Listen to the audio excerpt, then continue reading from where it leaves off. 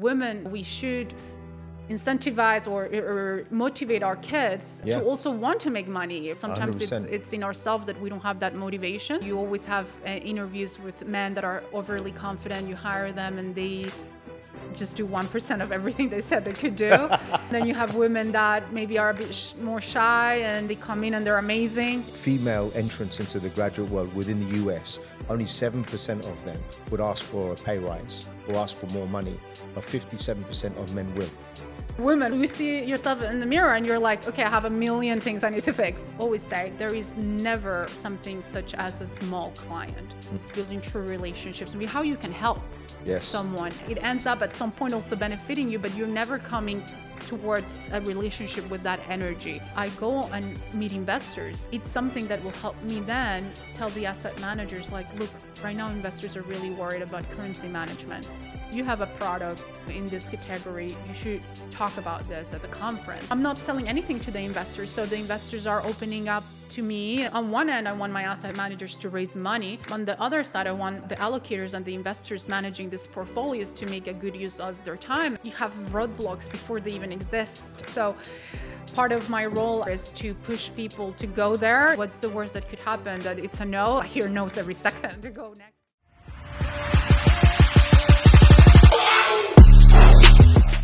Paola, welcome. Hi, Paul. Thank you for having me. Thank you for coming. How are you? I'm good. Good, busy day today, running around Singapore, as always. Well, tell us where you've just come from. Can you share a little bit? Because it sounded really glamorous. No, well, I live in Dubai, but I lead our APAC and Middle East team. So that means I'm in Asia, and especially Singapore, every month almost. Wow. But I come here, for a week or a few days. And yesterday we had our big family office private wealth event. So that brought me here. And then, stayed over today for some meetings. So what I want to do, if I may, I'll get you to do a quick introduction before we unpack your amazing journey, what you've been doing in your career. So for the viewers that may not know you, can you just give a quick synopsis as to who you are? Sure. So my name is Paola Segura. I am a partner at a company called Markets Group. It's an American company headquartered in New York. And I lead our APAC and Middle East business. And what that means is, I moved to Singapore, I would say almost 10 years ago, to open up our office here, hire a team, and start building our investor relations activities. And, what we do as a business is introduce asset managers and investors that are looking to invest in good products. And we do that across APAC, Korea, Japan, Hong Kong, Australia. And so, I built a team on the ground. And then later on, after COVID, we started to see the opportunity that Middle East was the place. A lot of asset managers were looking for new investors, and investors also wanted to look abroad. So I moved to Dubai. And that brings me back to, jumping in and out from the regions. Yeah. So for those of you that may not know your background, you're Colombian. Yes. But you were born in the US and your dad was a diplomat. Correct. So I was born in the US just by chance. Okay. And then, my dad used to move around a lot. So he grew up in Colombia for high school. But in between those periods, so let's say at 9 years old, we went to Paris, and that led me to learn French very easy because, when you're a kid, you just go. And so I never learned it even with classes or anything. I just knew how to say oui and went to elementary school, absorbed French, learned it. Now I can speak it even, without thinking. And spent there 2 years. Then when I was 15, we moved to London. So that was another experience. Whereabouts in London? I'm a London boy, so where were you living? So it's in the outside Richmond area. Okay. Richmond Richmond's Park. beautiful. Mm-hmm. Yeah, so I grew up near Richmond, so Harrow. Nice. But northwest London, Richmond is easily the prettiest place. I love London, and it was really a beautiful experience, except for the fact that I was 15, and being 15, I think it's hard. It doesn't matter if you're in London or anywhere Just in the high world. school, right? High school, and also Colombian people, I think Latin American in general, 15 years old is big for girls, so you do a huge party, and that meant that I missed all the parties. You didn't have a sweet 16 or? No, I mean, to compensate, my parents did give me a trip, which was really nice. Okay. We went to Greece. I chose the place. Is that when you knew you were going to marry a Greek man? That's funny because I never knew, and I just picked Greece as like, okay, Greece, let's go. We did a full tour there, and then many years later, when I met my husband, and now I'm married to him, and we go to Greece every summer. Yeah. I look at how life plays around, like destiny. It is, right? Sometimes life is just speaking to you. You don't even know it. Yeah, because again, 15 is pretty big, so it wasn't just like any other trip. It was a special one, and so yes, it's just full circle. But it's interesting because of your dad's job and the fact that you guys moved around, it's almost was inevitable that you would probably do so in your own career and your own life as you get older. It is, and I think it prepared me to be very mobile, adapt very well. To the point that my husband at some point told me I want to move to Dubai. He works in oil and gas, and okay. I remember I was at an event in Korea for our work, and I pick up the phone and I was like, sure, let's just pack the bags, So it makes you very mobile, but I also think it's your personality, of course. So I have one older brother. He's an anesthesiologist, and we grew up exactly the same education, everything the same. And he lives in Toronto, and I would say he has a really hard time to be away from Colombia, away from the family. And, really? That's how you see like two same backgrounds, but personality is totally different. It is interesting. I find, because I think I've got 3 kids and the personality is all very different. Yeah. And my youngest, who's 11, I've got 2 daughters. I always say she's the CEO of the family. She's my boss. Yes. And I think I let her get away with a bit too much. But, and then, so walk me through your journey. So when did you move to the US? Because you went to UCL, right? Yeah, so I went to UCLA. It was loved California. And then at some point, so my dad was at in DC, in Washington, DC, and Okay. I was working in Colombia at L'Oreal, Okay. at a marketing company. It was my whole dream. So again, background where, I used to live in Paris when I was little. I started my university in Paris again. So I went to Arts et Métiers, and I just wanted to live in Paris. Like, that was the friends, the dream, etc. And so at some point, and so I started working at L'Oreal. And what were you doing? You doing events? What were you doing? no, I was doing marketing for Okay. their makeup brand. So Okay. L'Oreal, Paris, NYX, it's really fun. Okay. I would say as a young woman, maybe the course. dream. Yeah, you're in Paris doing, Yeah. So my dad, for his work, had to move to DC, and he was there with my mom. And because I'm American by passport. Who was the president at the time? Do you remember? Oh wow. You should know this. Yes. No. Well, come on. No, I'm just curious because it would have altered the way that No, I mean, like he was there, and because I was American, and it's all about opportunities. He was really pushing me to say, if you wanted to come to the U.S., this is the time, because we're here. You have a place to stay while you look for a job or MBA. He was really pushing me to do an MBA. Yes. And I had my dream job, L'Oreal, right? Yeah. Until one day, which comes to the career thing, because I think everyone's different, right? But to me, to my personality, and now that you know my background of mobility, right? I looked around and I saw that the head of the division, which is probably when you really start making real money, had been there for 30 years. And then I saw my boss, the boss of my boss, and like everyone around. And it was a ladder that you would need to do it like in 20, 30 years. Yeah. And I said, not for me. You were way too impatient for that, right? Impatient. I wanted to eat the world. I wanted to travel. And, once I realized that, plus, had the offer to be in DC, I said, pack my bags and left without a plan. How old were you at the time, roughly? 26. Okay, so you're at that age where it's a little bit. Things are life's getting real at that point. It's not like you were 22, 23. Okay. And I say that sometimes we think we know our dreams. And like I said, that was my dream, suppose my end goal, to do L'Oreal. And, sometimes you end up somewhere different. And I think now I'm living my true dream, but I never dreamt of this. I never ever thought I would be in finance or anything. Of course not. And DC, and by the way, DC is a lovely place. I've been there a few times. It's very pretty. And then you were in LA for how long?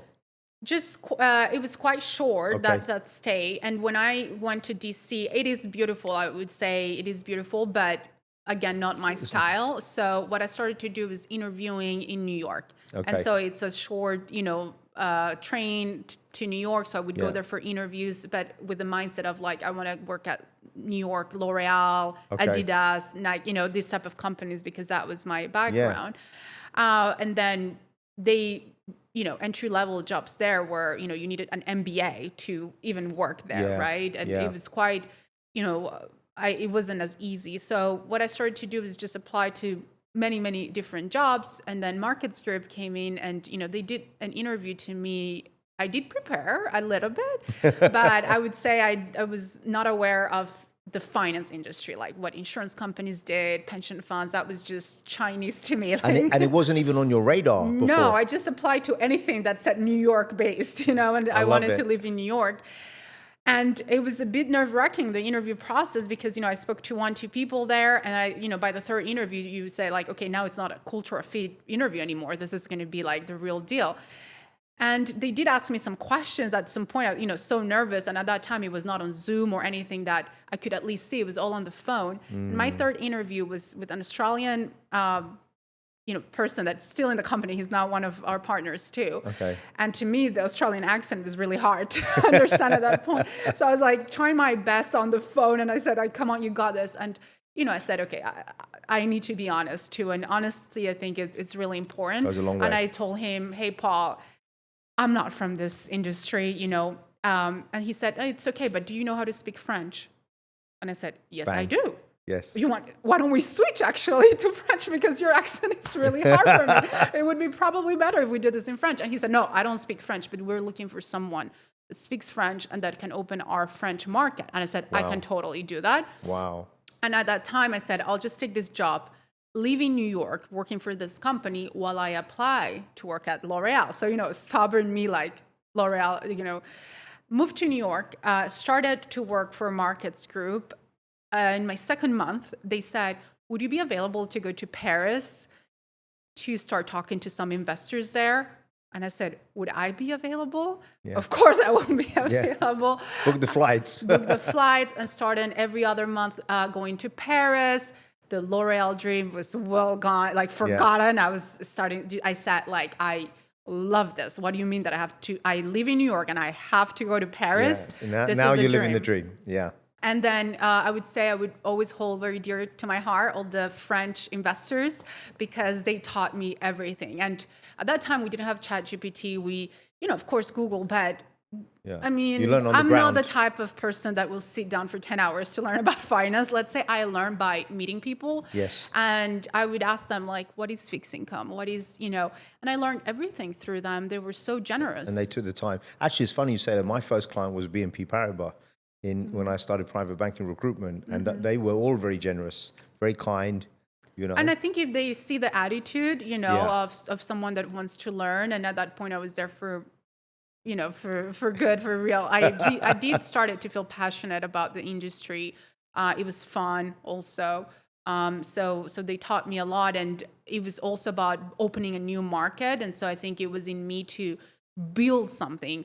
It's not that I'm an entrepreneur building my own company, but within a company that was already, established, and it was building something new. It was a new baby. So no one knew us in Europe, in France. And so to go there to, build it from the ground, the first event that, I had, Do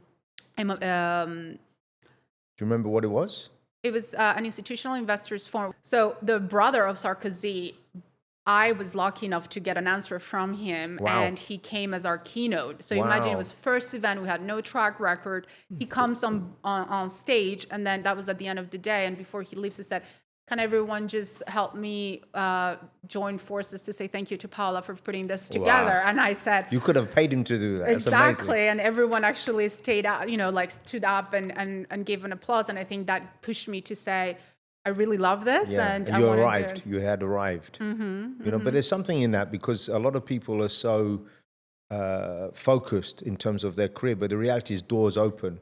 And sometimes you have to be brave enough to walk through those doors and see where it goes, right? And with the right attitude. So, Very true. growth is, you need to look for your growth. I think after that time, I started to get to know the industry a lot. And then I came back one day and told my CEO and said, I love what I'm doing, because I was doing investor relations, but I want to go into sales because I have learned the commissions that my colleagues were. And I asked for it. And the answer was no, because of course they needed me to continue to do what I was good at. Yeah.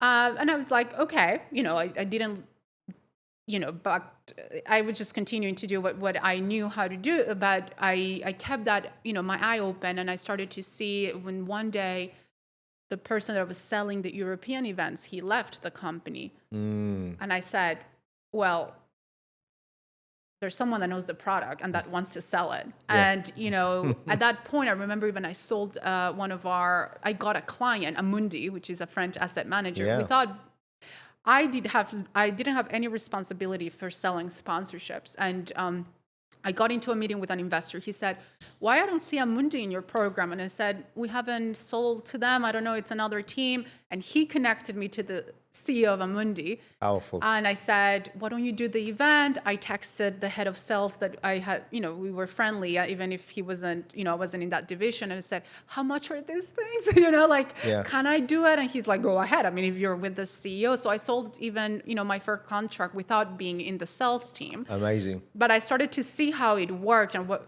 how much money I could make more with commissions. That's why I put my hands up. And then when this position opened up, I said, there's no one that knows the product better than me, so I can sell it. And I said, well, try it out. And, I loved it. So at that point, I knew how to do investor relations. I spent a year also selling sponsorships in Europe, leaving from New York, but going back and forward.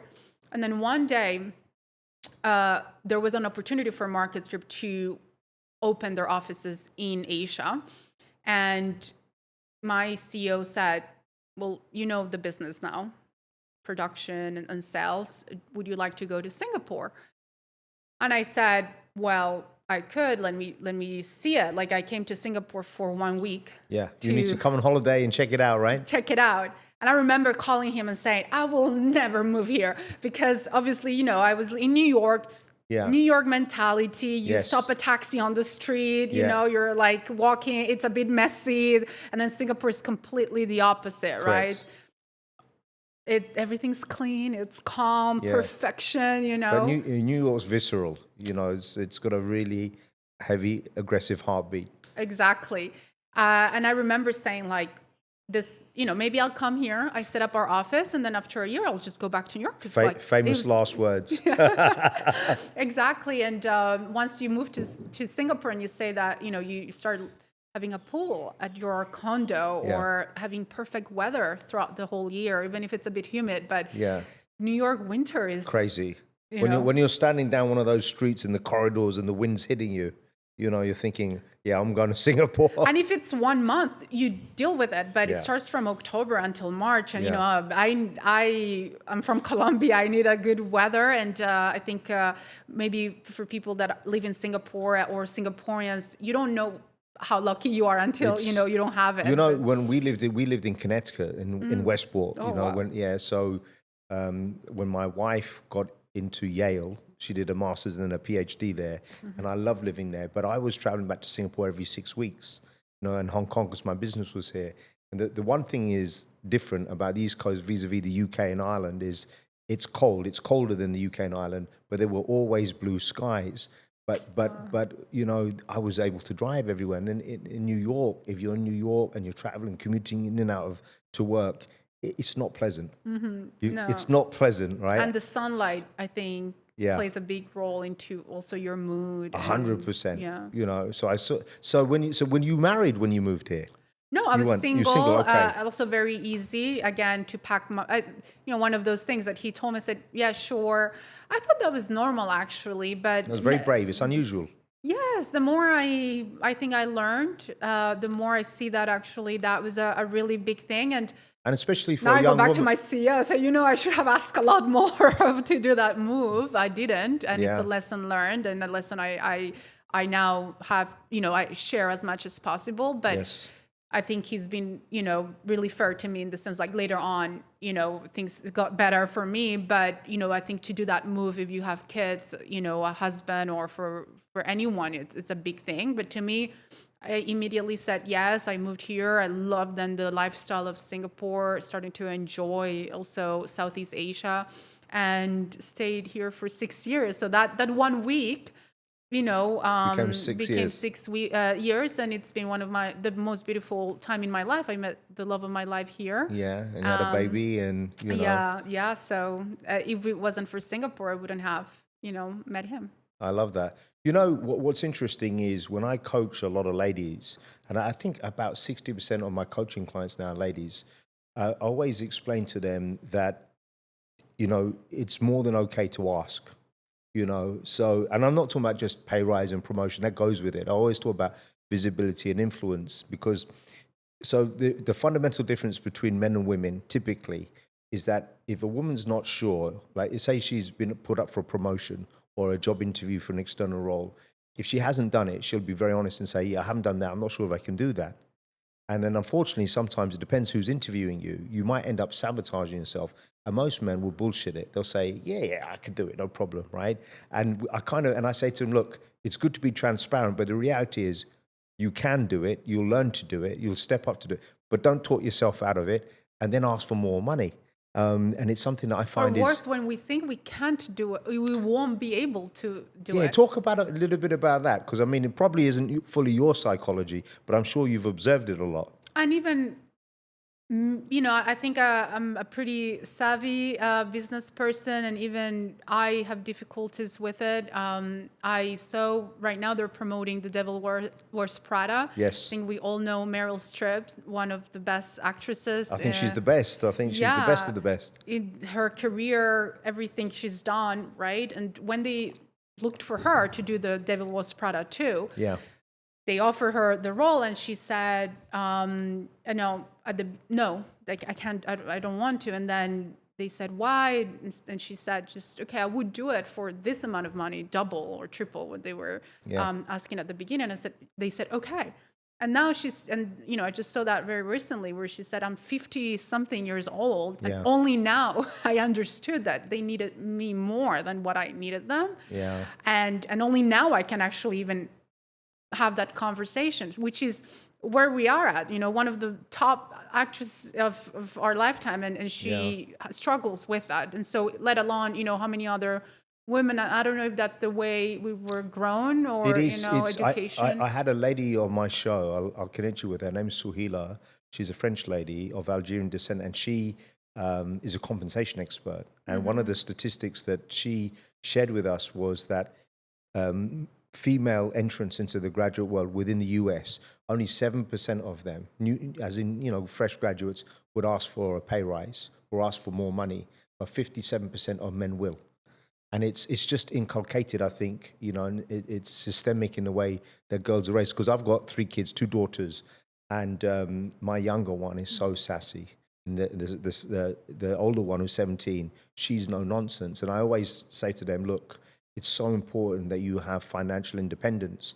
And it's okay if your husband works in the future, and it's okay if he earns more money, but you always want to have your financial independence, because you don't want to be stuck in a marriage for the wrong reasons.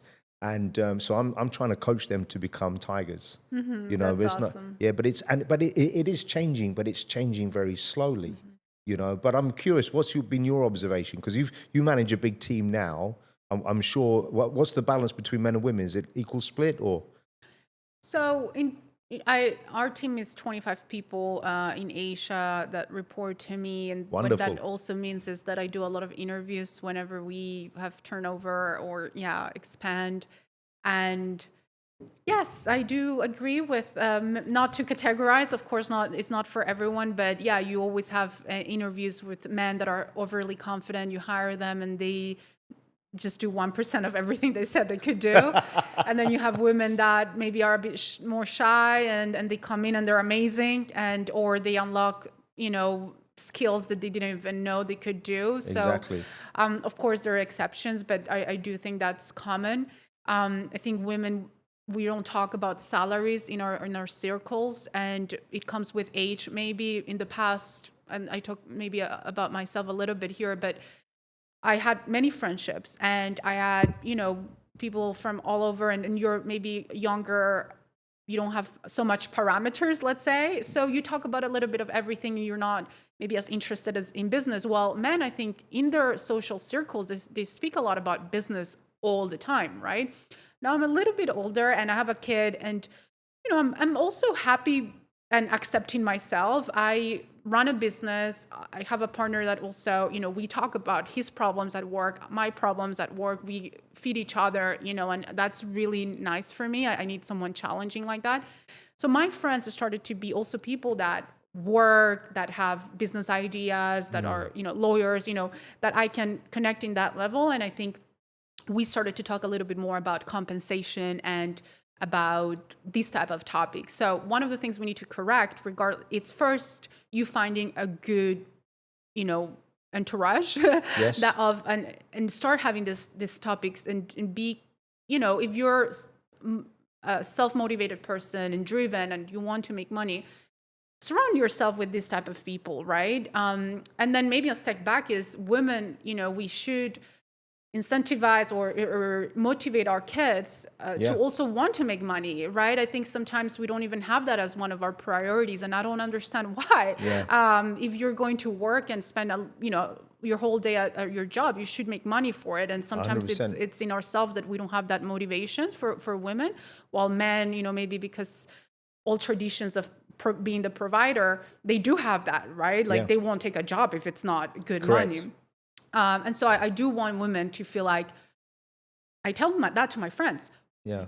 Go out there. Go out and have that motivation of wanting to make money and wanting to make more. Why not? Absolutely. So, well, it is changing. I mean, in Dubai, I follow a few ladies in Dubai, and they're absolute killers. Yes. Right. And it's progressive, but also the other challenge I find, for example, in Singapore, a lot of the ladies I work with, they are amazing business professionals. And in some ways, they have to be 2 times as good as the guy in the same job. But then they go home and then they're an Asian wife. And that's a little bit challenging, because I saw it with my own mum. So my mum, she had 2 masters. She was highly academic. My dad was a builder.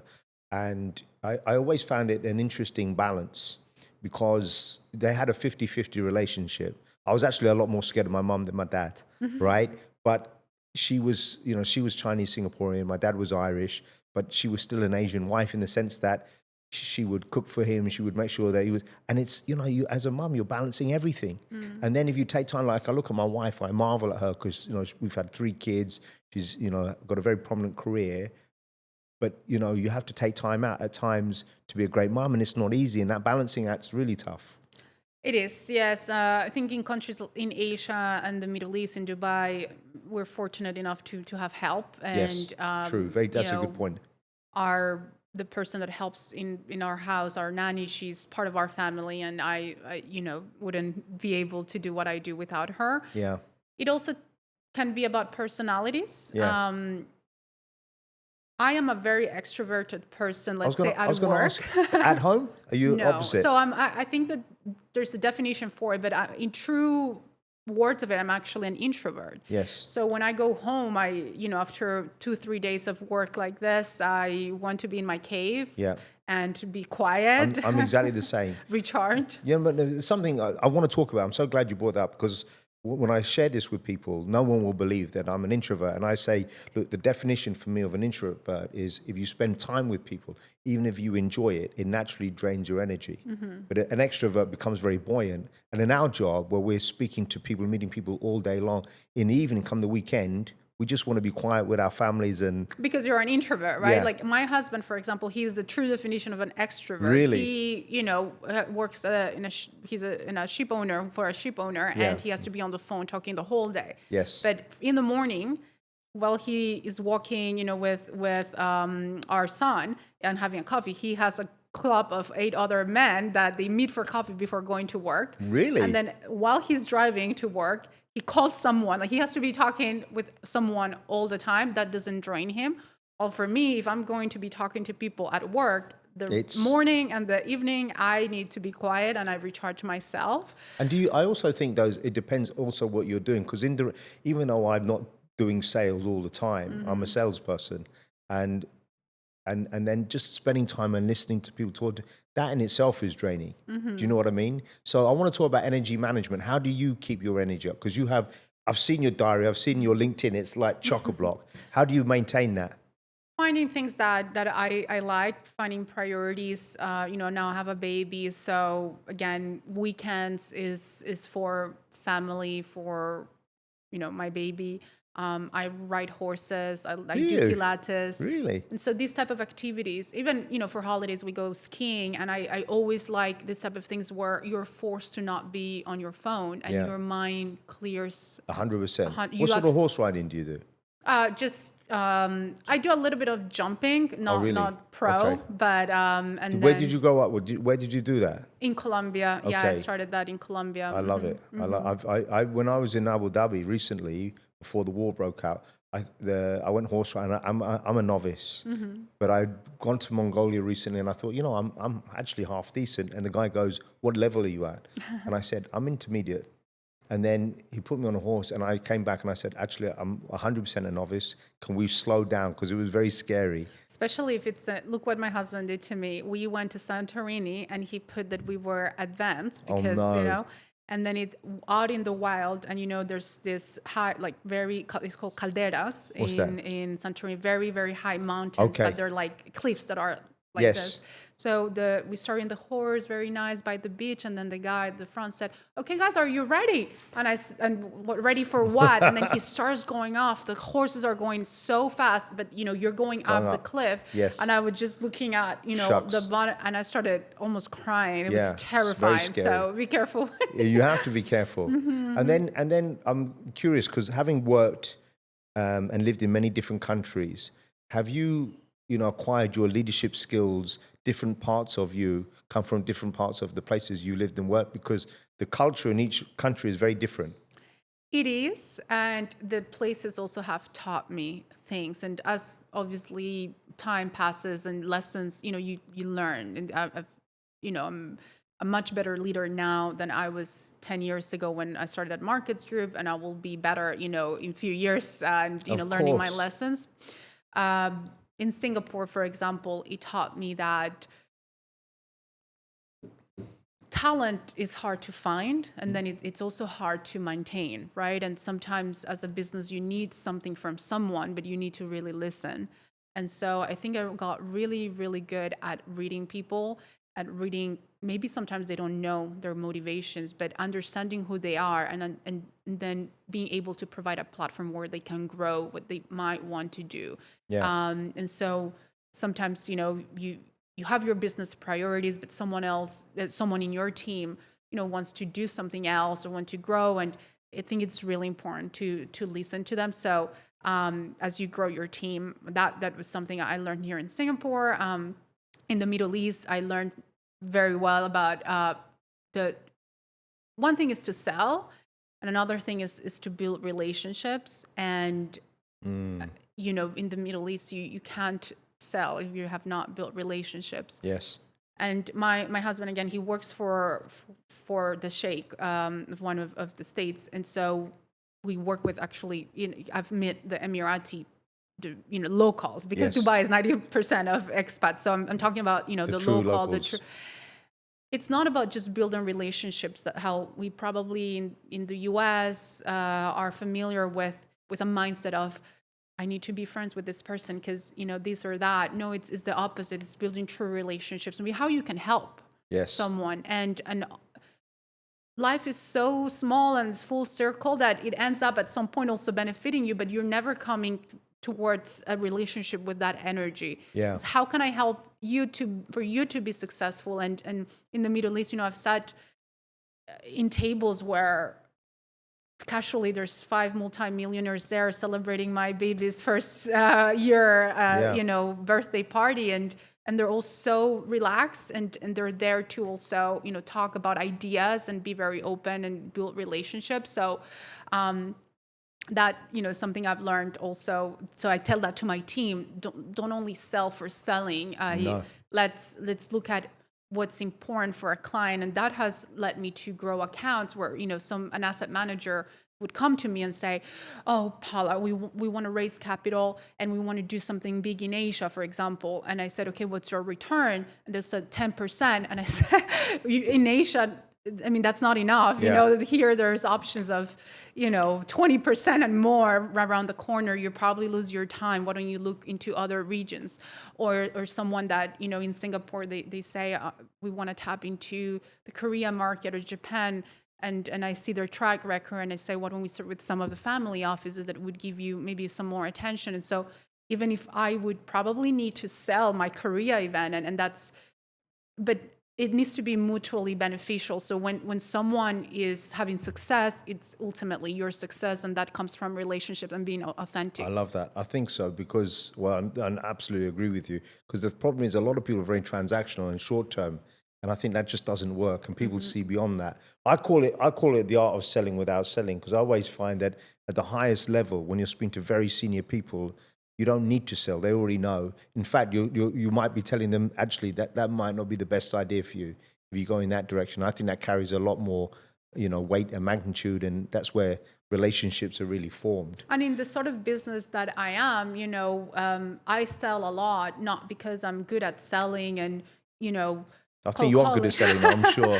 But because I also take the time to learn and then communicate that to them. So where I am in the middle between the investors and the asset managers. So although it's not really my job, I go and meet investors and I, hop into my investor relations meetings. Like they are meeting with investors, and sometimes I reach out to them. Now with LinkedIn, everything is so accessible. Yes. And I do it. It's not a KPI. It's not, but it's something that will help me then tell the asset managers, like, look, right now investors are really worried about currency management.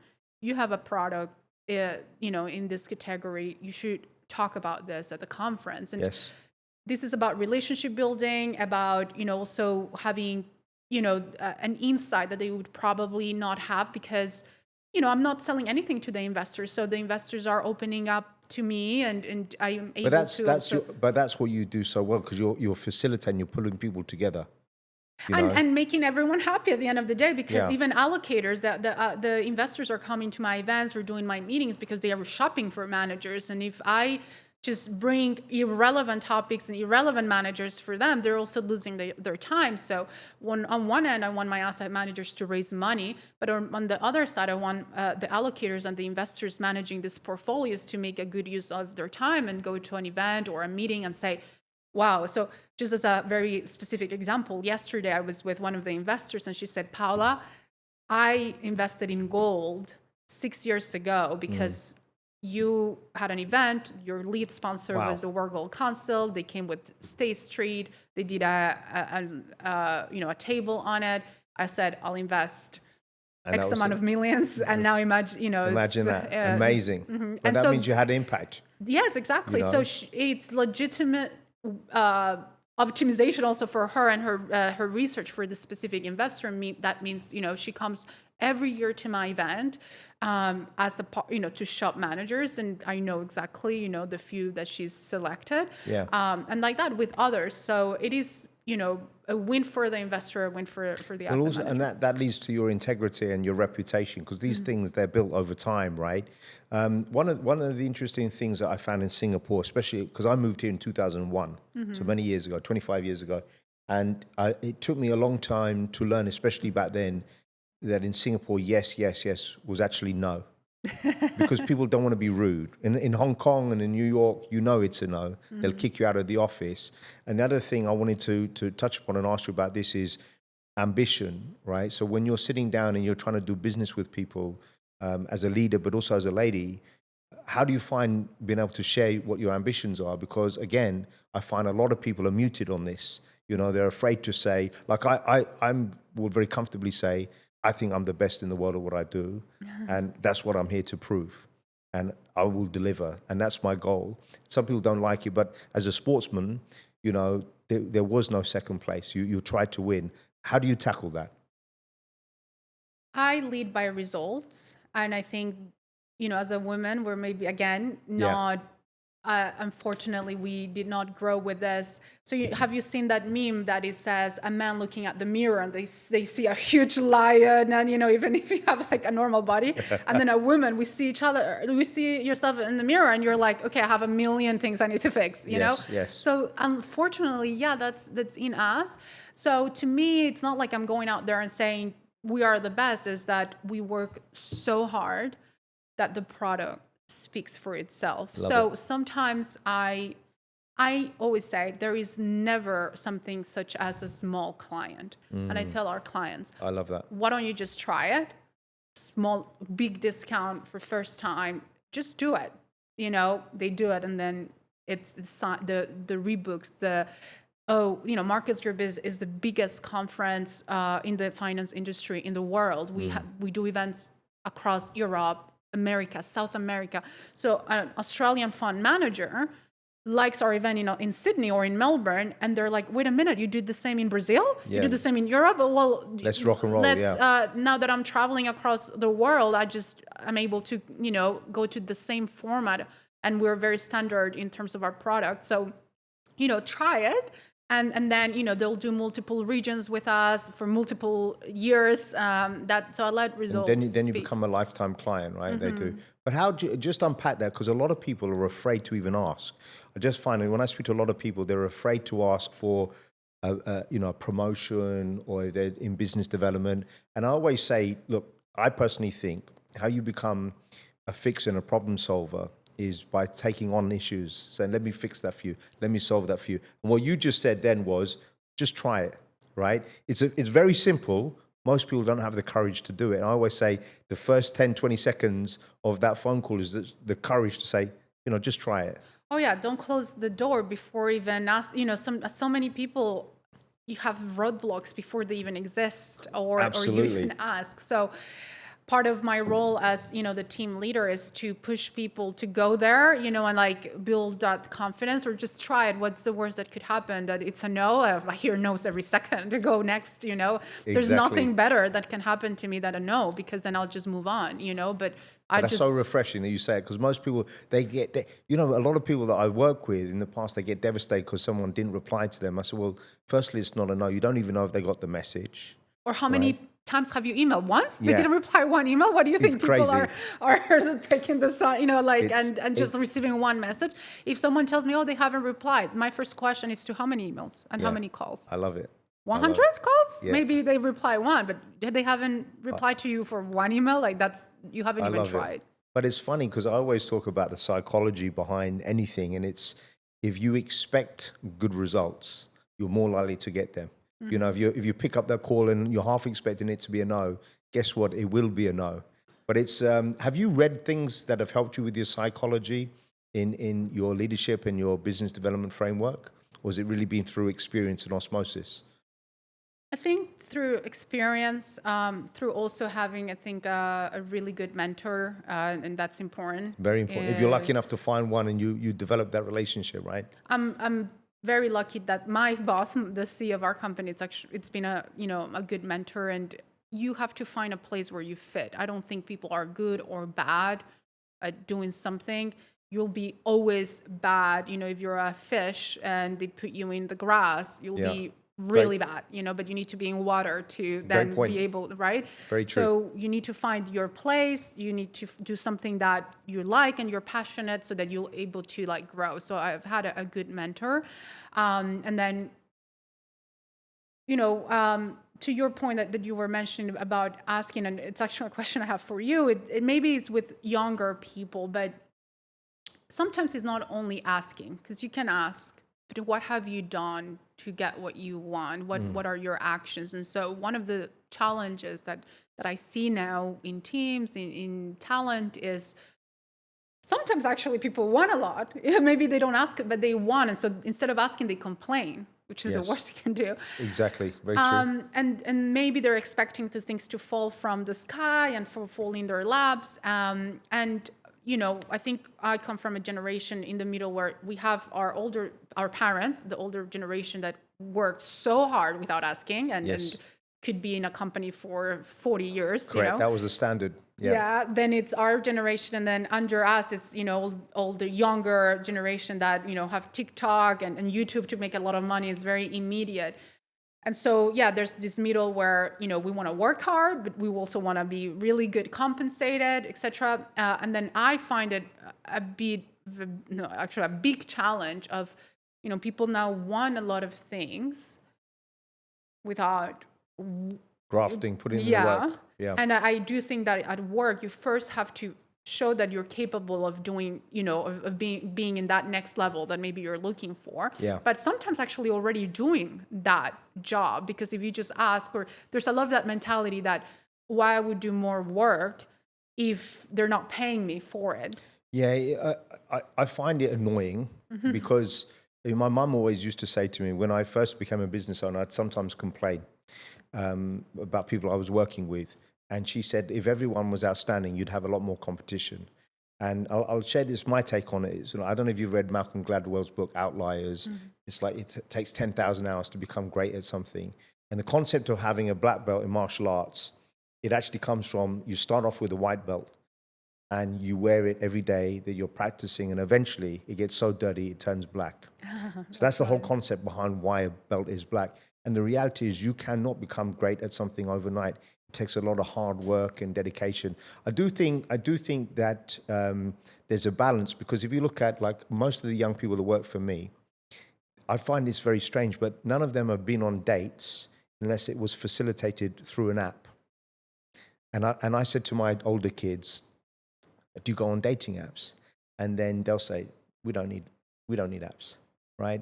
And even my daughter, who's 17, if she fancies someone and if she wants to go on a date with someone, she will let that person know, right? She's very progressive, which I think is what it's all about. So I do think there's a place for asking and in the right way. But a lot of people come to me and they say, look, I want a pay rise, I want a promotion, I want ED title, MD title.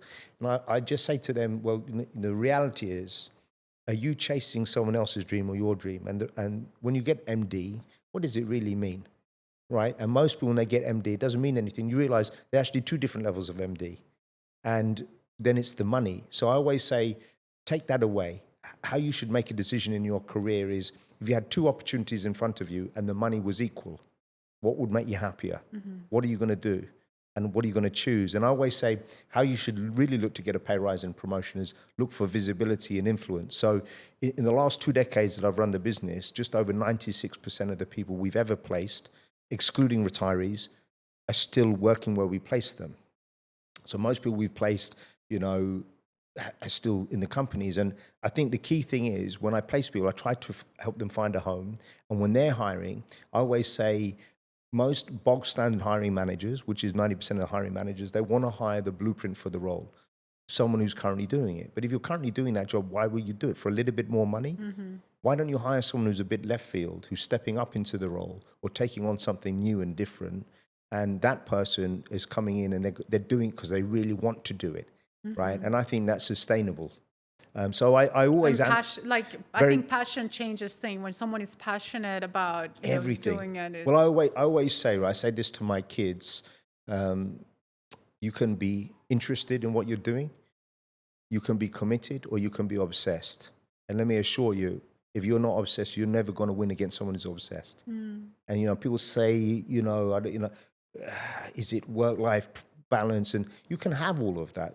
I've run my business for over 20 years and I still get to play with my kids. But the reality is you have to earn it. Yeah. Right. Everything you work for, you have to earn. But I see through people very quickly. I'm sure you have done it. The longer you're in business, you realize, actually, is this person here to learn and graft? Right. Or are they just here to coast? Right. There are certain people that are going home for lunch and don't come back for a couple of hours. In the end, they're going to get caught out.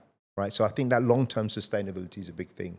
And it is also about, being fair in game. Like, I know, for instance, at Markets Group, this is probably the end game for a couple of people. And for others, it's just a stepping stone in what they're meant to be. And that's okay. I'm totally happy for them if their call is somewhere else.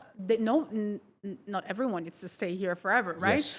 But while you're there, even if it's a stepping stone you should also, You have to honor that. honor it, because you're getting paid every month the same. Yeah. There's not one month that the company's not paying you because we didn't want. Like some people just didn't work this month because they didn't feel like it. It's so interesting because I had a conversation, quite a heated conversation with a CEO recently. He's a friend of mine, so it was heated, and I just said to him, what I do is often overlooked because the truth is you won't be in this job 5 years from now. Because on average, in private banking, most CEOs only last for 5 years. They're rinsed out, they're washed out, and it's not their fault. They're not being measured, in 5-year chunks. They're barely being measured annually, it's quarterly. So I said, because he said, what's the return on your investment? If we place, if the company pays me $100,000 to place someone, well, if they're not there in 2 years' time, there's not much. But if they're there in 10 years' time and they built something significant, isn't the ROI quite significant? And I asked him this. Knowing what you know today, you've been complaining about 2 of your staff. Knowing what you know today, would you still hire them? He goes, probably not. I said, fire them tomorrow. Fire them tomorrow because you're wasting too much time. Maybe wait until you've got a contingency backup plan. And do you have deep succession planning? And the problem is this, because most CEOs haven't got real time, they don't know where they'll be in 3 years' time, they can't have that. So like being a football fan, right? So Manchester United in England, Alex Ferguson, one of the best coaches of all time, he had a deep bench going through to the youth team. So you'd have 12-year-olds all the way to the adult team, and he had that constant development. And you just don't see that in companies. And in fact, you don't see it in sports anymore, unfortunately. I think that's so important because, and goes to employees maybe also, getting a bit of a tint of humility, because companies, at least markets here, we do have a plan. And sometimes, there's employees that say, if I leave, what would they do without me? And it turns out that once you get really good at reading people and you understand, like, I know that person knows that this is not a good fit. Yeah. And maybe you understand when someone is going to leave. At least I think lately you can pick up on it. So yeah, we have interviews like what you mentioned, maybe football players that do the football teams, the F1, the Formula One, they do the same. You have your 100%. Driver B, C, and D is sitting in the back. So someone leaves and we hire someone 2 weeks later, but because we've done do interviews the whole year. Yeah. But what you mentioned is it's a lesson that I continue to learn, and it's always something that I tell that to myself and then I forget it. Yeah. Which is fire quicker. Yes. I think. Yes. It's like anything in life. You push and you push. Wait, if you're pushing so hard, it's because it's not working out. It's hard because we become emotionally connected to people. And I've always believed in the underdog story. So I always think they're going to come good. But sometimes the writing's on the wall. I said this to someone the other day. I saw it on Instagram. There's this meme where a man is feeding a cobra snake water because it's thirsty.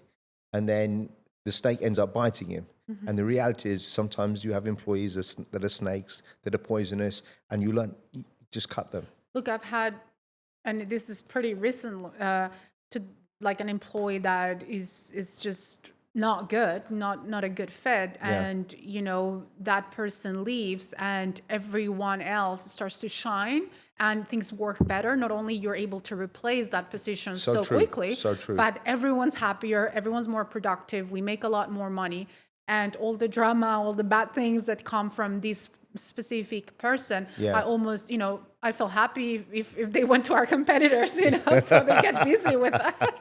It's not a loss.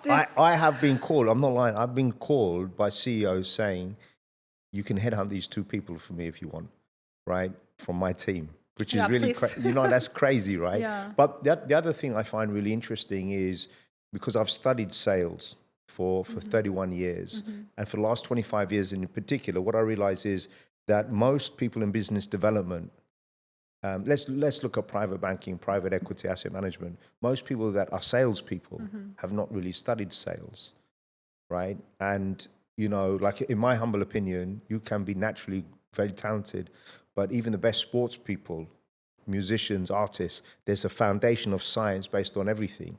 And so, for example, what I teach is this. If you're doing a business development call and the person throws an objection in front of you. Your rebuttal, the way that you handle that objection, it's very difficult because the person that you're trying to sell to has already said no.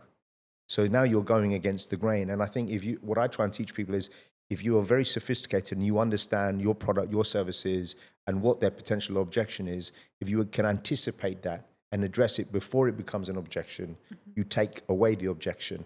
And then this is what I call yes platform. And then immediately the person's on the same page. So I said, well, why can't you practice that?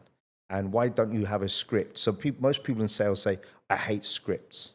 So if I say, twinkle, twinkle, little star, you know that happy birthday to you, it's a script, right? And what I realize when I coach a lot of people, and it's the same if people are doing public presentations, they're so busy, worried about what they're about to say. Sometimes in the conversation, they're not listening. So naturally, they're not able to go to the next point. Naturally, they go back to a script, they get stuck. That was in their head. But if you have certain things scripted, certain transitions that come very naturally, you don't have to think about them.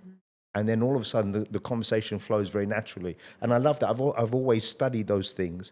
But I just find that when I coach a lot of people, I realize, man, you've been in sales for 20 years and you have not learned sales. Isn't it interesting? And it's, to me, sometimes I see the older people, that have 30 years of experience and, probably get a junior person and they're much more better than, because there's maybe the older people are stuck in their ways and they think they know best.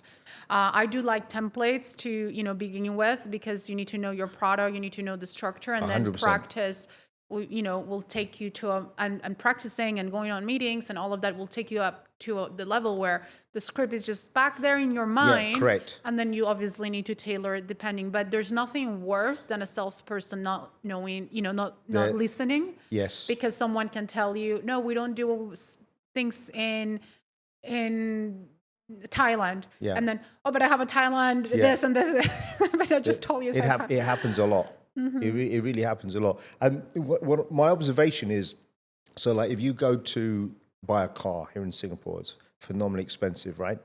And let's just say if you go into a Mercedes dealership and the first thing the guy starts doing is speaking negatively about BMW and Lexus, not realizing maybe you're buying a second car and your husband has a BMW. So you've now just disrespected them. And then you ask them certain questions like, what's the 0 to 60 speed? What's the boot size? And they don't even know their product or their service. So I find that really interesting. But the thing that I always share with people that is very powerful, it's this. It's just reaching out to someone, asking them for a coffee, sitting down, and you don't have to do it when you need something. In fact, it's a lot more powerful when there is no requirement. When you reach out, you become friends. They now know what you do. It's very obvious what you do. And then that friendship is there, because I realize that you can be great at what you do, but there are 5 people that do what you do, or 5 companies. So ultimately, if the person wants to work with you, they've enjoyed the experience, that's really where there's gold. Do you know what I mean? 2 things there. One, it's like an asset manager, I always tell them, don't go and meet investors just when you're raising capital. Yes. Obviously you want to meet them, but how good it is when you start and you're going to start raising capital, but you already have a network and that's been built throughout the year. That doesn't get built, in a day on a conference, right? Yeah. So there's nothing worse than just, doing meetings when you need them. Yeah. And also because you need to learn how customers, whoever that is, an investor or whoever you're selling, how they think, and they think differently throughout the year. You know, in the finance industry, that's where I am right today. An investor is going to think really different as maybe by December this same year, right? Yeah. But you need to get to know them. It's like personalities, like dating. So you need to understand them as a person, as how they build their portfolio. And that is not in one meeting. That is through knowing them, meeting them throughout the year. That's how I deal with my clients too. I love it. I meet with clients, whether they're ready to sponsor an event or not. Sometimes they tell me, Paola, we don't have budget this year. That's okay. Let's meet. Like, why don't you have budget? What's going on? Yeah. And that leads me to my second thing. Selling is not only a transaction on the spot. It's okay, you're my client, but maybe right now, okay, you can't sponsor, I still connect them with some people That's that the might key. be relevant for them. That's so important. Because whenever they would have budget in the future, they'll come to me that, I've been their partner. It's a true partnership, I love it. And I think it's a little bit also of how you maybe put some romanticism around the things you do, but I truly believe I just don't sell, markets. What do we do? You could say we do events. We bring investors here to the room, and then we bring asset managers that want to meet the investors. If it's that transactional, I depend on being able to run an event and in the venue, and that the food is good. That turns into a very transactional business. How do I see our business and how we actually operate? And that's where our clients become long-term partners is, the event is an excuse. Yes, you're paying me, and officially on a contract says you're the sponsor of this event in Singapore, let's say. But it's a partnership that before the event, I've scheduled one-on-one meetings with you and investors that showcase interest in your specific strategy. During the event, I actually have good and specific people in this room that makes sense, because I could otherwise invite all my friends and family to fill the room, but if there's not actual allocators in the room, it doesn't help. So the product needs to be good, and then it doesn't end when the event ends. I've actually hired someone in our team that is dedicated the whole year at connecting. So the only thing she needs to do is set connections, calendar invites at the investor's office, at the management office. And so someone that paid for an event, let's say this week, and they're, traveling in a couple of months, we'll connect them at that point, even if the event happened 2 months ago, that, maybe an investor was interested, we'll facilitate that for them. And it's a never ending service, let's say. So it's very powerful. Yeah, not transactional. And I think that's that's how you become really a visionary, how you grow, because it's not the deal that you sign today. It's, long term. Talk to me a little bit about your confidence. Like, how do you keep your confidence up? Because you're surrounded by some world-class people. It's not easy. Are you cold, by the way? You're I'm okay? fine. Are you okay? I'm completely fine. Yeah. How do you deal with that? Because I find that you're very confident. Very dynamic lady. Is that something that you've been consciously thinking about, or your confidence has increased over time just naturally? I do think over time. It's obviously a personality trait. I grew up in an environment where, my dad was always at a stage speaking to hundreds of people. So we would sit in the back, and I would be there sitting, while he's giving a speech. And then, when we were living in Paris, I was 9 years old, and we had to go to the embassy or... You've got to see a lot of things, right? Yeah, so you get exposed through that. So it has been part of my life. But I do get my moments where I don't know what to do. And I think one of the things I'm the luckiest is finding the right partner for me. And I think my husband, it's everything. I go to him, and he would be the one to tell me, oh, you can, even open up my eyes of things that I feel that I'm not confident enough to do. And he pushes me, and, It's so important. I love that. I love that. Talk to me about your, I'm very big, because we were talking about Eleanor earlier, and she's very big on longevity and fitness and health. What's your health routine? It changes. Look, before I had a kid, I had a private trainer come every morning, 6 a.m. to my gym. That's dedicated. My body's to be really good. And then you're tired all the time, which you have 3 kids. So you know what is that at the early ages where, you're not sleeping really well. So right now I came at peace of, whatever I can do. And not being so hard on myself. So I've found a really great escape in Pilates. And it's not, hardcore, but it's at the same time a moment where I don't look at my phone. It's 1 hour where... Great escapism, right? Yeah. Pilates is, I think, for those that haven't done it, it's massively underrated. And for men in particular. A lot of men, they don't want to do it. But it's a good workout. It's amazing. You think because I do Pilates in the Reformers, so of course you're laying down, but it's so hard. I sweat every time. It's a lot of strength training. It's really, and it's great for longevity and whatnot. And then what about your diet and stuff and sleep? Are you very measured on your sleep, or you're quite relaxed about it?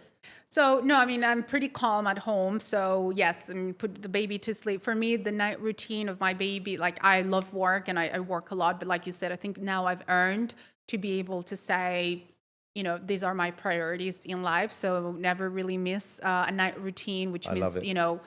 bath, crib. And once he's in the crib, it's 8 p.m. We probably eat something and we go to sleep. So sleep is important.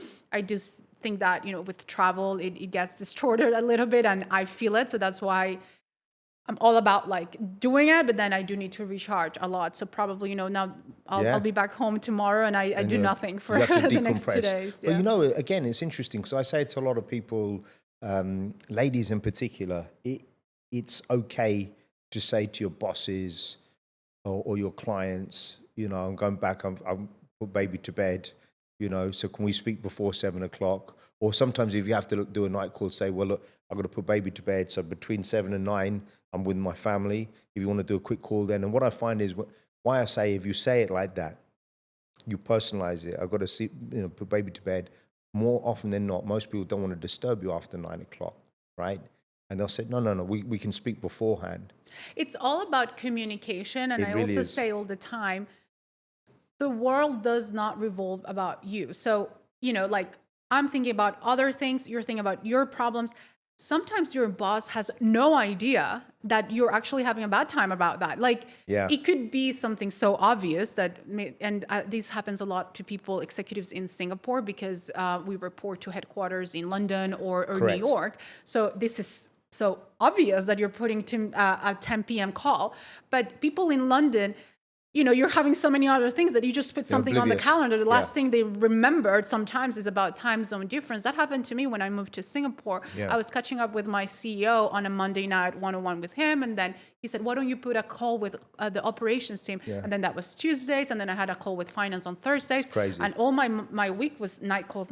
And then the next day you still have to wake up, You've got 8 to be at your a.m. desk. Yeah, Exactly. 8:30 a.m. at the office. And I said, wait a minute, this is my week. And at that time we reassessed and we said, okay, we're going to pack all of the calls on Mondays. Yeah. And then So in New York, they also said Mondays are for the APAC, team. And we would catch up, I would do a long night on Monday, but the rest of the week was mine. And it's all about communication. They would have never really realized that It really is. Until I brought it up. It's been an absolute pleasure. Thank you for taking the time. The pleasure is mine. Thank you for the space. I think this is such a unique platform you're building. Thank you. Thanks, Paola. I appreciate it. All right. Cheers.